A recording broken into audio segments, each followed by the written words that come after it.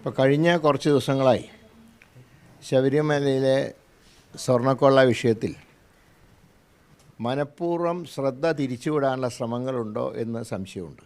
2019 സ്വർണ്ണക്കൊള്ളയെക്കുറിച്ച് പറയുമ്പോൾ 2017 പോകുമ്പോൾ ഞങ്ങൾക്കൊരു കേസ് അന്വേഷിക്കുന്നതിൽ ഞങ്ങൾക്കൊരു വിരോധമില്ല. പക്ഷേ അതിൻ്റെ മറവിൽ 2019 സ്വർണ്ണക്കൊള്ള നടത്തിയത് രക്ഷിക്കാനുള്ള ശ്രമമാണോ എന്ന് ഞങ്ങൾക്ക് സംശയമുണ്ട്. ഇപ്പോൾ SITയെക്കുറിച്ച് ഞങ്ങൾക്ക് വ്യക്തമായിട്ട് സംശയമുണ്ട്.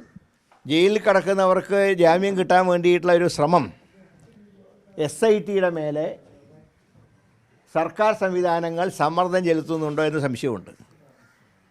അത് കടകംപള്ളി ഉൾപ്പെടെ രക്ഷിക്കാനുള്ള ശ്രമത്തിൻ്റെ ഭാഗമാണോ എന്ന് സംശയമുണ്ട്. കേന്ദ്ര ഏജൻസിയുടെ അന്വേഷണം വേണം, പക്ഷേ അത് ഹൈക്കോടതിയുടെ നിയന്ത്രണത്തിലായിരിക്കും.